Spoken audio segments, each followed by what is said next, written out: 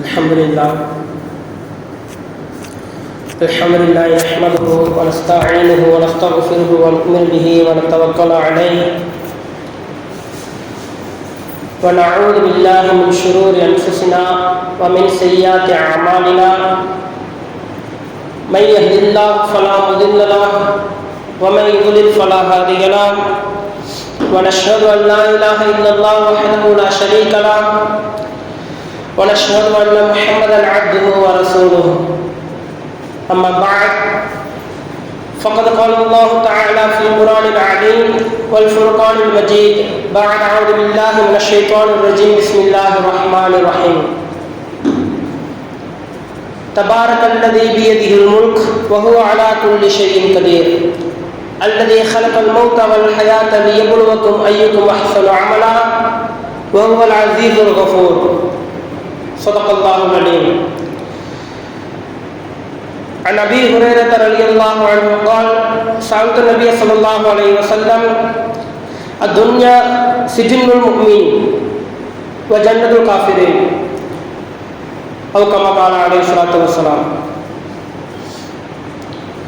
ஏழு வானம் ஏழு பூமியையும் படைத்து அதற்கிடையே பலரோடு ஜீவராசிகளையும் படைத்து அதனுடைய அனைத்து சத்துகளையும் அதனுடைய அனைத்து தேவைகளையும் நிறைவேற்றிக் கொண்டிருக்கக்கூடிய எல்லாம் வல்ல அல்லாஹ் சுப்ஹானஹு வ தஆலாவுக்கு புகழ் அனைத்தும் என்றென்றும் நின்று நிலவட்டுமாக. இன்னும் கருணையும் சாந்தியும் இருந்த ஈருலக தலைவர் சிறப்புமிக்க குணசீலர் எம்பெருமானார் முஹம்மது ஸல்லல்லாஹு அலைஹி வஸல்லம் அவர்களின் மீதும் அன்னாரின் குடும்பத்தார்களின் மீதும் அன்னாரின் அடிச்சுவற்றை அப்படியே பின்பற்ற வாழ்ந்து காட்டிய சத்திய சஹாபாக்களின் மீதும் தாபிஈன்கள் மீதும் தபஅ தாபிஈன்கள் மீதும் இந்த ஜும்ஆவுடைய தினத்திலே இங்கு அமர்ந்திருக்கக்கூடிய நம்மின் மீதும் இந்த ஜும்ஆவுடைய தினத்திலே பள்ளியை நோக்கி வரக்கூடிய முஸ்லிமான ஆண்கள் அனைவரின் மீதும் அல்லாஹ் சுப்ஹானஹு வ தஆலாவின் சாந்தியும் சமாதானமும் என்றென்றும் நின்று நிலவட்டுமாக. கண்ணியத்துக்குரியவர்களே, இந்த உலக வாழ்க்கை இருக்கிறதே, இந்த உலக வாழ்க்கை எப்படிப்பட்ட ஒரு வாழ்க்கை என்று சொன்னால் இது ஒரு சொற்பமான ஒரு காலம்தான். இந்த உலக வாழ்க்கை சொற்பமான காலம். இந்த உலகத்திலே நம்ம அனுபவித்துக் கொண்டிருக்கக்கூடிய அந்த சுகபோகங்கள் அனைத்து விஷயங்களும் என்னது சொற்பமான ஒரு காலத்துக்கு தான் நம்ம இடத்திலே இருக்கும். அந்த சொற்பமான காலம் முடிந்த பிறகு நாம் என்ன செய்வோம்? அல்லாஹ்வுடைய சன்னிதானத்தில் என்ன செய்வோம்? ஆஜராகப்படுவோம். நாம் இந்த உலகத்திலே என்னென்ன அமல்கள் செய்திருக்கின்றோம், என்னென்ன விஷயங்கள் செய்திருக்கின்றோம் என்பதாக கேள்வி கணக்குகள் என்ன செய்யப்படும்? கேட்கப்படும். ஆக அப்படி முடிவில்லாத ஒரு வாழ்க்கை என்ன செய்கிறது? காத்துக் கொண்டிருக்கிறது. நாம் என்ன செய்கிறோம்? அந்த முடிவில்லாத ஒரு வாழ்க்கையை எதிர்பார்த்து கொண்டிருக்கின்றோம். கண்ணியத்துக்குரியவர்களே, இந்த உலகத்திலே நாம் வாழக்கூடிய காலங்களிலே இந்த உலகத்திலே நமக்கு என்ன செய்யப்படும்? அந்தந்த நேரங்களில் என்ன செய்யப்படும்? பல வகையான பிரச்சனைகள், சிரமங்கள், நிம்மதியின்மை என்பதாக ஏற்பட்டுக் கொண்டே இருக்கும். ஆனால் மறுமையோ எப்படிப்பட்டது என்று சொன்னால், அந்த மறுமையிலே இருக்கக்கூடியவர் சொர்க்கத்திற்குள்ளே நுழைந்து விட்டார் என்று சொன்னால் அவருக்கு எந்த நேரமும் என்ன செய்யாது? கவலை என்பதே கிடையாது. எப்பொழுதுமே அவர் என்ன செய்ய மாட்டார்? துக்கமே என்ன செய்ய மாட்டார்? அவருடைய துக்கம் என்னக்கூடிய அந்த ஒரு வார்த்தை கூட அவருடைய காதலே ஒழிக்கப்படாது. அப்படிப்பட்ட ஒரு சிறந்த ஒரு வாழ்க்கை என்ன செய்கின்றது? காத்துக் கொண்டிருக்கின்றது. கண்ணியத்துக்குரியவர்களே, இந்த உலக வாழ்க்கை இருக்கின்றது, அது மிக ஒரு அற்பமான ஒரு காலம்தான். இந்த உலக வாழ்க்கையை நாம் உள்ளத்தால் எப்போது விரும்ப ஆரம்பித்து விடுகிறோமோ அன்றிலிருந்தே நாம் புரிந்து கொள்ள வேண்டும், நம்முடைய வாழ்க்கை என்ன செய்யப்படுகிறது? இந்த உலகத்திலே என்ன செய்யப்படுகிறது? ஈடுபட்டு அழிந்துவிடப் போகிறது என்பதை என்ன செய்ய வேண்டும்? புரிந்து கொள்ள வேண்டும். கண்ணியத்திற்குரியவர்களே, இந்த உலக வாழ்க்கை இருக்கின்றது ஒரு சோதனை களம், பயிற்சி களம், ஒரே தேர்வு களம் என்பதாக சொல்லிவிடலாம். அல்லாஹ் சுப்ஹானஹு வ தஆலா சூரா முல்கிலே அல்லாஹ் சுப்ஹானஹு வ தஆலா கூறுகின்றான், தபாரக்கல்லதீ பியதிஹில் முல்க் வ ஹுவ அலா குல்லி ஷைஇன் கதீர். எவனுடைய கையிலே ஆட்சி அதிகாரம் இருக்கின்றதோ, எவனுடைய கையிலே ஆட்சி அதிகாரங்கள் இருக்கின்றதோ அவன் மிகவும் பாக்கியம் பெற்றவன். இன்னும் அவன் அனைத்து பொருட்களின் மீதும் சக்தி பெற்றவன். அல்லதீ ஹலகல் மௌத வல் ஹயாத லியப்லுவக்கும் அய்யுக்கும் அஹ்ஸனு அமலா வ ஹுவல் அஸீஸுல் கஃபூர். உங்களிலே மிகச் சிறந்தவர்கள் யார் என்பதை அறிந்து கொள்வதற்காகவும் தெரிந்து கொள்வதற்காகவும் அல்லாஹ் சுப்ஹானஹு வ தஆலா என்ன செய்திருக்கின்றான்? மௌத்தை படைத்திருக்கின்றான். அதற்கு பிறகு என்ன செய்திருக்கின்றான்? ஹயாத்தை என்ன செய்திருக்கின்றான்? படைத்திருக்கின்றான். கண்ணியத்திற்குரியவர்களே, அல்லாஹ் சுப்ஹானஹு வ தஆலா முதலாவதாக சொல்லக்கூடிய அந்த வார்த்தை என்ன? மௌத் எனக்கூடிய அந்த வார்த்தையை கூறியிருக்கின்றான். முதலிலே சொல்லியிருக்கக்கூடிய வார்த்தை மௌத் தான். அல்லாஹ்வுடைய பார்வையிலே இந்த உலக வாழ்க்கை இருக்கின்றது ஒரு வாழ்க்கையே கிடையாது. அல்லாஹ்வுடைய பார்வையிலே இந்த உலக வாழ்க்கை என்பது வாழ்க்கையே கிடையாது. முதலில் மௌத் தான், அதற்கு பிறகுதான் வாழ்க்கை. அந்த வாழ்க்கை நல்ல முறையில் அமைவதும் தீய முறையில் அமைத்துக் கொள்வதும் அது நம்மளுடைய இந்த உலகத்திலே நடந்து கொள்ளக்கூடிய அந்த நிலத்திலே தான் இருக்கின்றது. உலகத்தில் யார் அல்லாஹ்விற்கு பிடித்தமான முறையில் நடந்து கொள்கிறார்களோ, அல்லாஹ்வுடைய சட்டங்களை பின்பற்றி எவர் நடக்கிறார்களோ, நபி ஸல்லல்லாஹு அலைஹி வஸல்லம் அவர்களுடைய வழிமுறைப்படி எவர்கள் இந்த உலகத்திலே நடக்கிறார்களோ, அவர்கள் நாளை மறுமையில் என்ன செய்வார்கள்? மிக நிம்மதியான முறையிலே, சந்தோஷமான முறையில் என்ன செய்வார்கள்? தன்னுடைய வாழ்க்கையை கழிப்பார்கள். அதற்கு மாற்றமாக இருக்கக்கூடியவர்கள் நாளை மறுமையில் என்ன செய்வார்கள்? கடுமையான துன்பத்து அவர்களுக்கு கொடுக்கப்பட்டு கடுமையான முறையில் அவர்கள் என்ன செய்யப்படும்? சித்திரவதைகள் செய்யப்படும். கண்ணியத்திற்குரியவர்களே, நாம் அனைவருக்கும் தெரிந்த ஒரு விஷயம் என்ன என்று சொன்னால், மறுவுலக வாழ்க்கை தான் நிரந்தரமான ஒரு வாழ்க்கை, அதுதான் உண்மையான ஒரு வாழ்க்கை என்பது நம் அனைவருக்குமே தெரியும். ஆனால் அப்படி இருந்துமே நாம் என்ன செய்கிறோம்? இந்த உலகத்தினுடைய அந்த விஷயங்களிலே, இந்த உலகத்தினுடைய அந்த சம்பாத்தியத்திலும் சரி, இந்த உலகத்தினுடைய அந்த நடைமுறையான விஷயங்களிலும் சரி, நாம் என்ன செய்கிறோம்? நம்மை தாமே என்ன செய்கிறோம்? ஈடுபடுத்திக் கொள்கிறோம். கண்ணியத்திற்குரியவர்களே, இந்த உலகம் இருக்கின்றதே அழிந்துவிடக்கூடியது. இந்த உலகம் அழிந்துவிடக்கூடியது. என்றாவது ஒரு நாள் என்ன செய்வோம்? நாம் ஒன்று இந்த உலகத்தை விட்டு சென்று விடுவோம், இல்லை இந்த உலகம் என்ன செய்துவிடும்? நம்மை விட்டு சென்று விடும். அல்லாஹ் சுப்ஹானஹு வ தஆலா சூரத்துல் அஅலாவிலே கூறுகிறான், பல் துக்ஸிரூனல் ஹயாத்தத் துன்யா, நீங்கள் இந்த உலக வாழ்வை என்ன செய்கிறீர்கள்? தேர்ந்தெடுத்துக் கொள்கிறீர்கள். வல் ஆখিরাতু கைரு வ அப்கா, ஆனால் அல்லாஹ் சுப்ஹானஹு வ தஆலா மறு உலக வாழ்க்கையை என்ன செய்திருக்கின்றான்? படைத்து வைத்திருக்கின்றான். அந்த மறு உலக வாழ்க்கை தான் சிறந்தது. கைரு வ அப்கா, சிறந்ததும் நிரந்தரமானதும் என்னது? அந்த மறு உலக வாழ்க்கை தான் என்பதாக கூறுகிறான். கண்ணியத்திற்குரியவர்களே, இந்த உலகம் என்ன செய்ய போகிறது என்றால் ஒரு நாள் நாம் என்ன செய்வோம்? இந்த உலகத்தை விட்டு பிரித்து செல்வோம், அல்லது இந்த உலகம் என்ன செய்துவிடும்? நம்மை விட்டு என்ன செய்துவிடும்? கடந்து சென்றுவிடும். இந்த உலகத்தினுடைய அந்த விஷயங்களுக்காக தன்னுடைய வாழ்நாள்களை முழுவதுமாக என்ன செய்கிறோம்? நாம் அர்ப்பணித்துக் கொண்டே இருக்கின்றோம். சம்பாத்தியத்திற்காக, குடும்பத்திற்காக, தன்னுடைய சொந்த பந்தத்திற்காக, அனைத்து விஷயங்களிலும் என்ன செய்கின்றோம்? நாம் இந்த உலகத்தை என்ன செய்கிறோம்? தேடி தேடி என்ன செய்து கொண்டிருக்கிறோம்? அழைத்துக் கொண்டே இருக்கின்றோம். ஆனால் இந்த உலகம் எப்படிப்பட்டது? கண்டிப்பான முறையில் என்ன செய்துவிடும்? நம்மை விட்டு என்ன செய்துவிடும்? பிரிந்து சென்றுவிடும். கண்ணியத்திற்குரியவர்களே, இந்த உலகம் மறுமையை கவனித்து, நாளை மறுமையை கவனித்து, இந்த உலகம் மிக கேவலமானதும் அற்பமானதும் ஆகும். இந்த உலகம் மிக கேவலமானதும் அற்பமானதும் ஆகும். ஒரு ஹதீஸில் நபி ஸல்லல்லாஹு அலைஹி வஸல்லம் அவர்கள் கூறுகிறார்கள், மறுமையை ஒப்பிட்டு பார்க்கும் பொழுது இந்த உலகத்திற்கு உதாரணம் எப்படிப்பட்டது என்று சொன்னால், உங்களில் ஒருவர் தன்னுடைய அந்த ஒற்றை விரலை கடலில் முக்கி எடுத்து, தன்னுடைய அந்த ஒற்றை விரலை கடலில் முக்கி எடுத்தால் அவருடைய அந்த விரலிலே எவ்வளவு நீர் படுமோ அந்த அளவு தான் இந்த உலகத்தினுடைய வாழ்க்கை. கடல் அளவு என்ன செய்யப்பட்டிருக்கிறது? மறுமை என்பது இருக்கின்றது. ஆனால் நாம் இந்த உலகத்தினுடைய வாழ்க்கை எப்படிப்பட்ட வாழ்க்கை என்று சொன்னால், அந்த கடலிலே தன்னுடைய விரலை முக்கி எடுத்தால் அந்த விரலிலே எவ்வளவு நீர் படுமோ அந்த நீரிற்கு சமம் தான் இந்த உலகத்தினுடைய வாழ்க்கை. இந்த உலகத்தினுடைய வாழ்க்கை அவ்வளவு மிக குறைந்த ஒரு வாழ்க்கை. இன்னும் பெரியார்கள் என்ன செய்திருக்கின்றார்கள்? விளக்கமாக இன்னும் நம்முடைய சிந்தனைக்கு புரிவதற்காக சொல்லியிருக்கின்றார்கள், இந்த முழு உலகமும் கடுகால் நிரப்பப்பட்டு, கடுகு என்பது ஒரு மிக சின்ன ஒரு பொருள், இந்த முழு உலகமும் கடுகால் நிரப்பப்பட்டு 1000 வருடத்திற்கு ஒரு பறவை வந்து தன்னுடைய அழகால் ஒரே ஒரு கடுகை மட்டும் எடுத்துக்கொண்டு செல்கிறது என்று சொன்னால், ஒரு கால் இந்த கடுகு கூட என்ன செய்துவிடும்? தீர்ந்துவிடும். ஆனால் மறுமையினுடைய வாழ்க்கை எப்படிப்பட்டது? தீரவே தீராது என்பதாக என்ன செய்கிறார்கள்? நம்முடைய அந்த ஒரு அறிவிற்கு புரிவதற்காக என்ன செய்கிறார்கள்? கூறுகிறார்கள். கண்ணியத்திற்குரியவர்களே, இந்த உலகம் எப்படிப்பட்டது? கண்டிப்பான முறையில் நாம் அனைவருக்குமே தெரிஞ்ச விஷயம் என்னது? நம்ம உலகம் என்பது கேவலமானதுதான். அல்லாஹ் சுப்ஹானஹு வ தஆலாவுடைய பார்வையிலே இந்த உலகம் எப்படிப்பட்டதாக இருக்கின்றது? அல்லாஹ் சுப்ஹானஹு வ தஆலாவுடைய பார்வையில் இந்த உலகம் எப்படி இருக்கின்றது? ஒருமுறை நபி ஸல்லல்லாஹு அலைஹி வஸல்லம் அவர்கள் என்ன செய்கிறார்கள்? சஹாபாக்கள் என்ன செய்கிறார்கள்?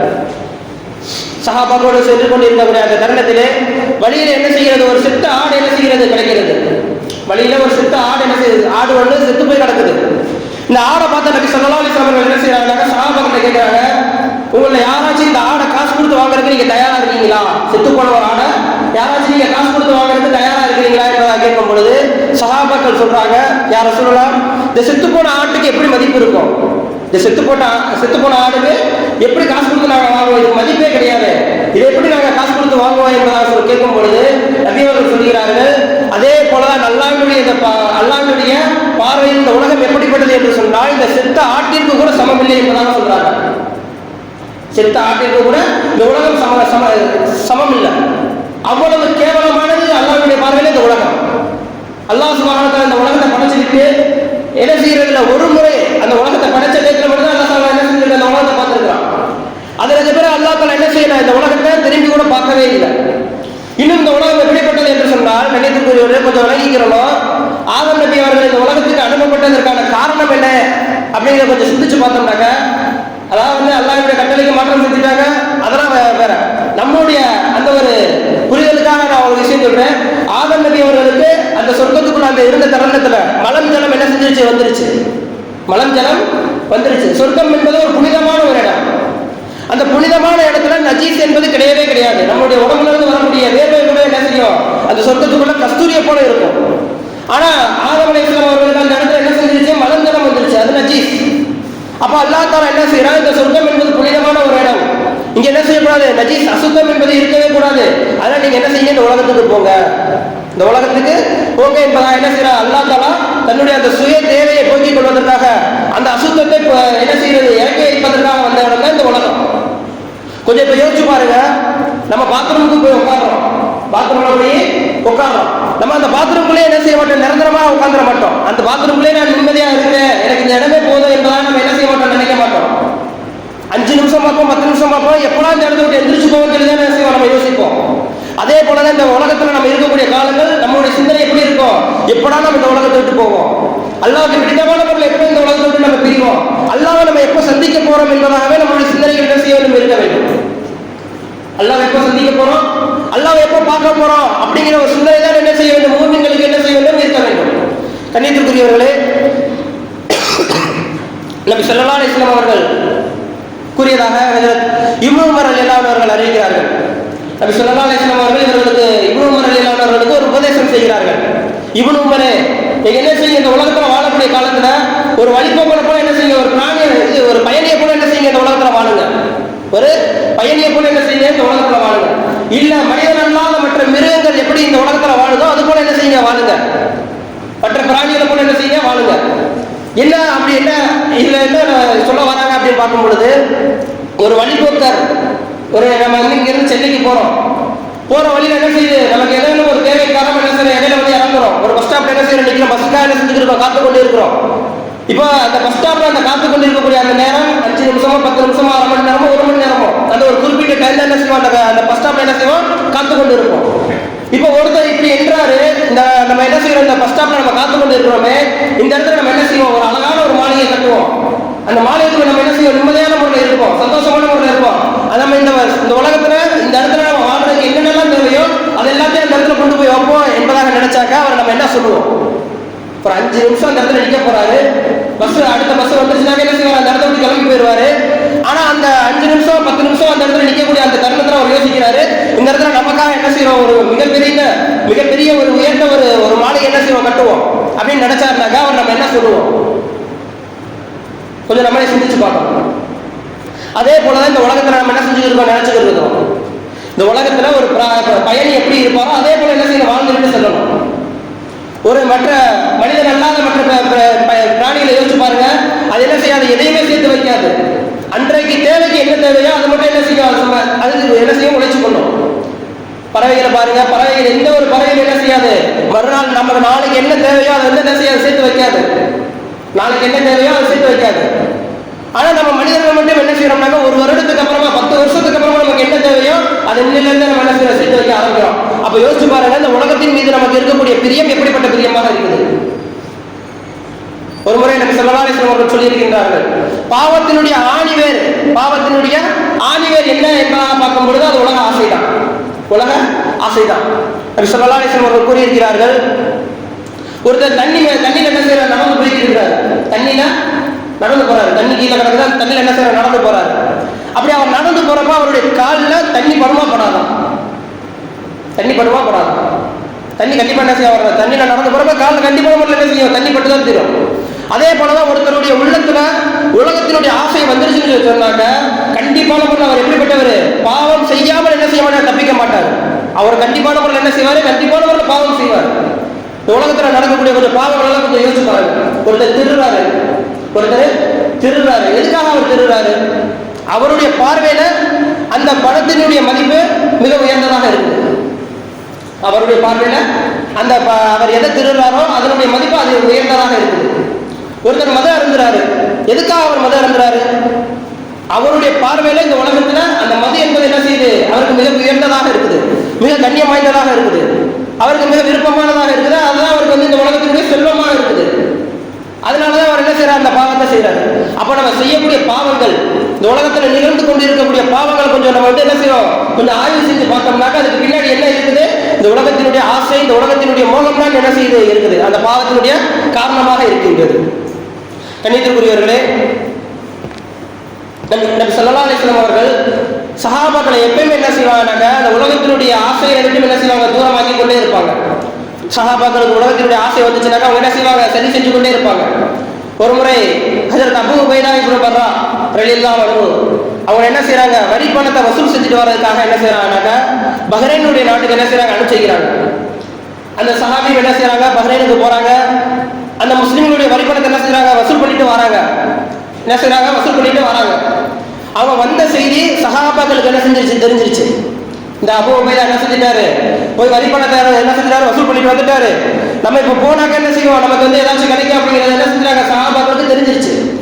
மறுநாள் காலையில ஃபஜர் தொழுகை வருது. ஃபஜர் தொழுகைக்கு பார்த்தாக்க பள்ளிவாசலே நிரம்பி போயிடுச்சு. பள்ளிவாசலே நிரம்பிடுச்சு. எல்லாருமே என்ன செய்றாங்க, பள்ளிக்கு வந்துட்டாங்க. நபி அவங்க என்ன செய்றாங்க, பள்ளிக்கு வராங்க, வந்து தொழுகை வைக்கிறாங்க. தொழுகை வச்சதுக்கு அப்புறமா என்ன செய்றாங்க, வீட்டுக்கு போறாங்க, தயாராகிறாங்க. வீட்டுக்கு போறதுக்கு ரெடி ஆகிறாங்க. வீட்டுக்கு போற வெளியே ரெடி ஆகிறது, வாசலுக்கு போறாங்க. வாசலுக்கு முன்னாடி சஹாபாக்கள் எல்லாரும் என்ன செஞ்சுட்டாங்க, முன்னாடி வந்து அந்த வாசலை மறைச்சு நின்றுக்கிட்டாங்க. வாசலை மறைச்சு நின்றுக்கிட்டாங்க, எதுவுமே பேசல. ஆனா நபி அவங்களுக்கு முன்னாடி வந்து நின்றுட்டாங்க. நின்று நபி அவங்க என்ன செஞ்சாங்க, புரிஞ்சுக்கிட்டாங்க. சரி, இவங்க எதுக்காக வந்திருக்கிறாங்க, இவங்க என்ன கேட்க போறாங்க அப்படிங்கிற என்ன செஞ்சிருச்சு, நபி அவங்களுக்கு தெரிஞ்சிருச்சு.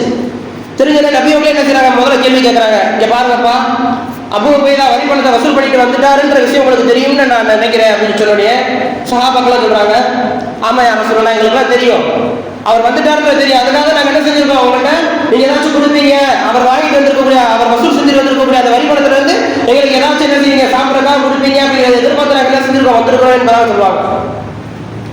கணிதர்களே, அந்த சூழ்நிலையில சஹாபாக்கள் கடுமையான பசியிலும் சரி பஞ்சத்திலும் சரி இருந்தாங்க. சஹாபாக்கள் கடுமையான பசியில இருந்தாங்க.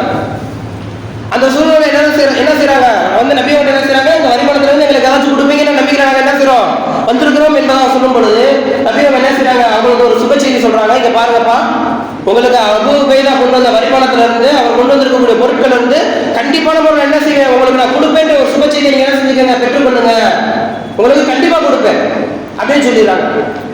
சொன்னதுக்கு அப்புறமா நபி அவங்க சொல்றாங்க, என்னுடைய உம்மத்துக்கு, என்னுடைய உம்மத்தார்கள் வறுமையில அவங்களுக்கு ஏற்படக்கூடிய, அவங்க சந்திக்கக்கூடிய அந்த வறுமையை கண்டு நான் என்ன செய்யல, பயப்படல. அவங்களுக்கு வறுமை வந்துருமோ, வறுமையில அவங்க என்ன செஞ்சுருவாங்க, பசியாலே இறந்து போயிடுவாங்களோ அப்படிங்கிறத நினைச்சு நான் என்ன செய்யல, பயப்படல. ஆனா அவங்களுக்கு முந்தைய சமுதாயத்தில் கொடுக்கப்பட்டிருக்கக்கூடிய அந்த சொத்துக்களை போன்றும் செல்வங்களை போன்றும் அவர்களுக்கு கொடுக்கப்பட்டு அந்த செல்வத்தின் மூலமாக அவர்கள் தங்களுக்குள்ளே பொறாமை கொண்டு போட்டி போட்டுக் கொண்டு ஒருவரை ஒருவர் மற்றவரை அடித்து துன்புறுத்தி கொண்டு அந்த இருவரும் என்ன செய்யறது, நரகத்துக்கு போயிருவாங்களோ சொல்லி நான் என்ன செய்யறேன், பயப்படுறேன் என்பதாக சொன்னாங்க. கண்ணியத்திற்குரியவர்களே, சஹாபாக்கள் கடுமையான பசியில் வந்திருக்கிறாங்க அந்த இடத்துல. ஆனா வந்திருந்த தேர்தல் என்ன சொல்றாங்க, நபி அவங்க என்ன சொல்றாங்க, இந்த வறுமையினால நான் என்ன செய்யறேன், உங்களை பார்த்து நான் என்ன செய்ய பயப்படல, வறுமை வந்துருமோன்னு சொல்லி நான் பயப்படல. ஆனா இந்த வறுமையின் மூலமாக உங்களுக்கு சொத்துக்கள் செல்வங்கள் கொடுக்கப்பட்டு அந்த செல்வத்தின் மூலமாக அந்த சொத்துக்களின் மூலமாக நீங்க என்ன செய்வீங்க, முந்தைய சமுதாயத்தை போல ஒருவருக்கு ஒருவர் தீங்கி விளைவித்துக் கொள்வீர்களோ, அதே போல வந்து ஒருவருக்கு ஒருவர் பொறாமையின் மூலமாக சூழ்ச்சியின் மூலமாக உங்களை ஒருவரை நீங்க என்ன செஞ்சுக்கிறீங்க, தாக்கிக் கொள்வீங்களோன்னு சொல்லி தான் நான் பயப்படுறேன் என்பதாக சொன்னாங்க. அப்ப யோசிச்சு பாருங்க, சஹாபாக்களுடைய உள்ளத்துல அவங்களுக்கு ஏற்படக்கூடிய அந்த ஒரு உலகத்தினுடைய தேவை ஏற்படக்கூடிய அந்த தருணத்தில் நபி அவர்கள் எப்படி திசை திருப்பி இருக்கிறாங்க. ஒரு முறை நபி ஸல்லல்லாஹு அலைஹி வஸல்லம் அவர்கள் வந்து சஹாபாக்கள் என்ன செய்றாங்க, வராங்க. நபி அவங்களுக்கு கொஞ்சம் செல்வங்கள் கிடைச்சிருக்குது. நபி அவங்க என்ன செய்றாங்க, சஹாபாக்கள் வந்து கேட்கறாங்க, யா ரசூலுல்லாஹ், அவங்களுடைய ஆடையை தூக்கி காட்டுறாங்க, அவங்களுடைய வயிற்றுல கல்லு கட்டப்பட்டிருக்குது. பசியின் காரணம் என்ன செய்றாங்க, பசி கடுமையான பசியில இருக்கிறாங்க. அப்ப என்ன செய்றாங்க, அவங்களுடைய வயிற்றுல கல்லு கட்டப்பட்டிருக்குது. தூக்கி காட்டுறாங்க, யா ரசூலுல்லாஹ், நாங்க ரொம்ப கடுமையான பசியில இருக்கிறோம், பசி தாங்க முடியாம நாங்க என்ன செஞ்சிருக்கோம், இப்படி நிமிர்ந்து நடக்கிறதுக்கு எங்களால முடியல, அதனால என்ன செஞ்சிருக்கோம், வயிற்றுல கல்லு கட்டி இருக்கிறோம், எங்களுக்கு ஏதாச்சும் கொடுங்க சாப்பிடுறதுக்கு அப்படின்னு கேட்கும் பொழுது நபி அவங்க என்ன செய்றாங்க, தங்களுடைய ஆடை தூக்கி காட்டுறாங்க. இங்க பாருங்க, என்னுடைய வயிற்ற பாருங்க என்பதாக சட்டையை தூக்கி காட்டுறாங்க. தூக்குறப்ப சஹாபாக்கள் எல்லாம் ஒரு கல்லு கட்டி இருக்கிறாங்க, நபி அவங்க 2 கல்லு கட்டி இருக்கிறாங்க. யோசிச்சு பாருங்க, நபி அவங்க இந்த இடத்துல அசல் என்ன செஞ்சிருக்கணும், சஹாபாக்களுக்கு ஏதாச்சும் கொடுத்துருக்கணும். ஆனா நபி அவங்க என்ன செய்யறாங்க, இங்க பாருங்கப்பா, நீங்க கொஞ்சம் பொறுமையாக இருங்க, உங்களுக்கு கைசர் கிஸ்ராவினுடைய வெற்றி உங்க கைக்கு வரதை நான் என்ன செய்யறேன் பாக்குறேன் என்பதாக சொல்றாங்க. கைசர் கிஸ்ராவினுடைய வெற்றி உங்க கைக்கு வரப்போகுது, அதை நான் என்ன செய்யறேன் பார்த்துக்கிட்டு இருக்கிறேன் என்பதாக சொல்லும் பொழுது கொஞ்சம் யோசிச்சு பாருங்க, அந்த நிலையில சஹாபாக்களுடைய அந்த ஒரு உள்ளம் எப்படி இருந்திருக்கும். கடுமையான பசியில இருக்கிறாங்க, கடுமையான பசியில ஏதாச்சும் கிடைக்குமோ, நம்ம வீட்டை போனாங்க ஏதாச்சும் கிடைக்கும் சொல்லி என்ன செய்றாங்க, வந்திருக்கப்ப நபி அவங்க என்ன சொல்றாங்க, சாப்பாடு கிடைக்கும் ஒரு சுப செய்தி சொல்லல. ஆனா அவங்க என்ன சொல்றாங்க, உங்களுக்கு கைசர் கிஸ்ராவுடைய ஆட்சி என்ன செய்யும், கிடைக்கும் என்பதாக சொல்றாங்க. இதே வார்த்தை நம்மகிட்ட சொல்லியிருந்தாங்க, நம்ம என்ன செஞ்சிருப்போம், நபி யாரா இருந்தாலும் சரி இந்த வார்த்தை சொல்லியிருப்போம், போங்க நாங்கள் பசியில் வந்திருந்தாங்க, நீங்க என்ன இதை சொல்லிக்கிறீங்க, எங்களுக்கு இப்போ சாப்பாடு தான் வேணும் என்பதாக நம்ம சொல்லியிருப்போம். ஆனா சஹாபாக்கள் அப்படி சொல்லலை. நபி உங்களுடைய அந்த வார்த்தைக்கு என்ன செஞ்சாங்க, கட்டுப்பட்டாங்க. அந்த வார்த்தையின் மீது நம்பிக்கை வச்சாங்க.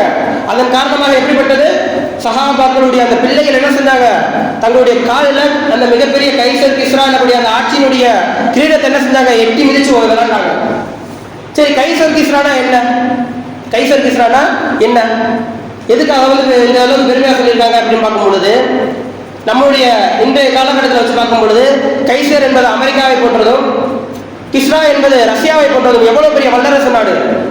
அந்த நாட்டில் இருக்கக்கூடிய அந்த ராணுவம் எப்படிப்பட்ட ராணுவமா இருக்குது, அவங்களுடைய இல்லாத ஆயுதங்கள் ஏதாச்சும் இருக்குதா. அந்த ஒரு இரண்டு நாடுகளும் இப்ப நம்மளுடைய மகளா வச்சு பார்க்கும்பொழுது மைதராப்பள்ளி ஒரு குறிப்பிட்ட ஒரு பகுதி தான். இதுல ஒரு 200 இருந்து 300 குடும்பங்கள் தான் நம்ம இருந்துட்டு இருக்கோம். இப்ப இந்த 200-300 குடும்பங்கள் சேர்ந்து அந்த மிகப்பெரிய வல்லரசு நாடு என்ன செய்யும், ஆட்சி செய்யும் அப்படின்னு சொன்னாக்கா அது எப்படிப்பட்ட ஒரு வார்த்தை. இந்த 200 குடும்பங்கள் சேர்ந்து அந்த மிகப்பெரிய ஜனத்தொகை இருக்கக்கூடிய மிகப்பெரிய ஒரு ராணுவம் இருக்கக்கூடிய அந்த ஒரு ஆட்சி என்ன செய்ய போறாங்க, ஆட்சி செய்ய போறாங்க. அந்த மிகப்பெரிய 2 வல்லரசு நாடு இந்த மிக குறுகிய ஒரு சின்ன ஒரு கிராமத்துக்கு என்ன செய்யணும், சின்ன ஒரு பகுதிக்கு என்ன செய்யணும், கட்டுப்பட்டு நடக்கும் அப்படின்னு சொல்லும் பொழுது சஹாபாக்களுடைய அந்த உள்ளம் எப்படி இருந்திருக்கும்.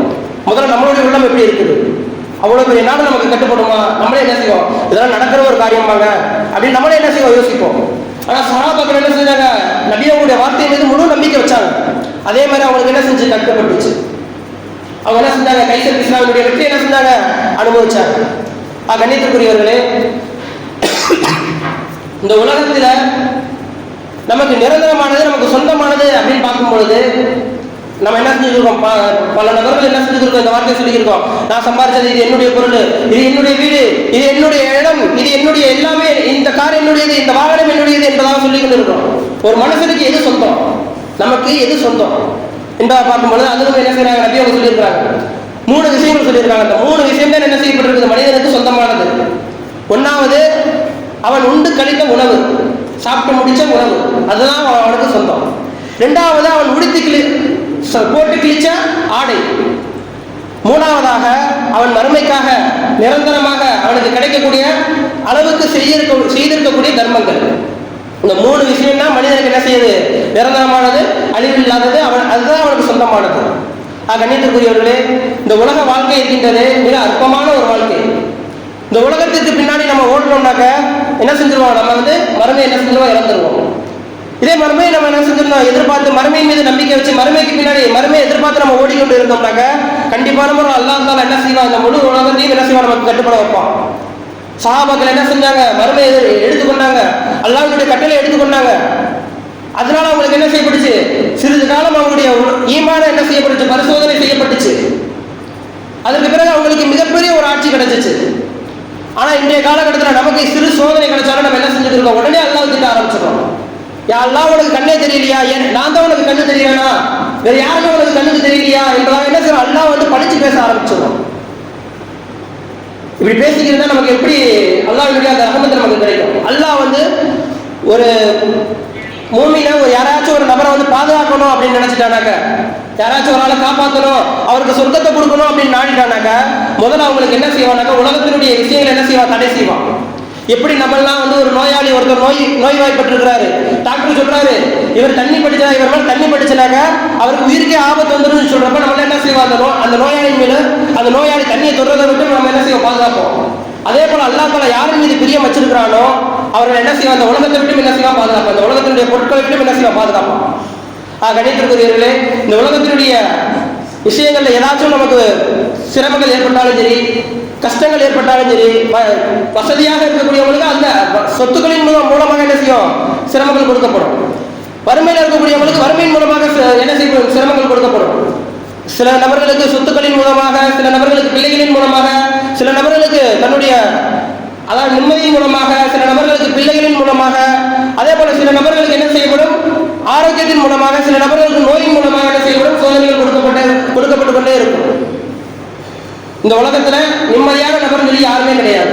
எல்லா நபர்களுக்கும் ஏதோ ஒரு வகையில் என்ன செய்யணும், சோதனைகள் கொடுக்கப்பட்டு கொண்டே தான் இருக்குது. அப்ப நம்ம என்ன செய்யணும், அந்த சோதனைகள் மூலமாக அல்லாமல் என்ன செய்ய தவறு வைக்கணும். யா அல்லா, நீ தான் என்ன செஞ்சிருக்க, இந்த சோதனையை கொடுத்துருக்க, நீ தான் படைச்சிருக்க, என்னால எவ்வளவு தாங்க முடியும் என்பது உனக்கு தெரியும். அதனால நான் என்ன செய்யணும், உங்களை முழு நம்பிக்கை வைக்கிறேன் என்பதா என்ன செய்யணும், நம்ம வந்து அல்லா மேல தவறு வைக்கணும். இந்த சோதனையின் மூலமாக நம்ம அல்லாஹ் வந்து திட்ட ஆரம்பிக்கிறது, படிச்சு பேச ஆரம்பிக்கிறது, இது இருக்கின்றதே, இதுதான் என்ன செய்யணும், நம்மளை குசுரில் கொண்டு போய் சேர்த்துக்கணும். கண்ணியத்திற்குரியவர்களே, இந்த உலகத்தினுடைய வாழ்க்கையில நமக்கு ஏற்படக்கூடிய சோதனைகளையும் சரி, கஷ்டங்களையும் சரி சகித்துக் கொண்டு அல்லாஹ்வுக்கு பிடித்தமான முறையில் இந்த உலகத்துல நம்ம வாழ்ந்தோம் என்று சொன்னால் அல்லாஹ்வுடைய மிகப்பெரிய ஒரு உதவி என்ன செய்யும், நமக்கு இந்த உலகத்திலேயே கிடைக்கும். இதை நம்ம வந்து வீணாக ஆக்கி கொண்டு இதை வந்து நம்மளுடைய தாங்கிக் கொள்ள முடியாத நிலைமையில அதை வந்து என்ன செய்யணும், நம்மளுடைய தவறான வார்த்தையில கொண்டு நம்ம வந்து என்ன செஞ்சு ஏசி பேச ஆரம்பிச்சிட்டோம் சொன்னாக்க மிக கடுமையான வேதனையும் இந்த உலகத்திலே நமக்கு கிடைக்குது. கண்ணியத்திற்குரியவர்களே, இந்த உலகத்திலே நம்ம அல்லாஹ்வுக்கு பிடித்தமான முறையில் வாழ்ந்து செல்லக்கூடிய ஒரு தௌஃபீகை அல்லாஹ் சுப்ஹானஹு வ தஆலா உங்களுக்கும் எனக்கும் தந்தல் புரிவானாக. வாஹிரு தஅவானா அல்ஹம்துலில்லாஹி ரப்பில் ஆலமீன். சுன்னத்துல் காலம் தொழுது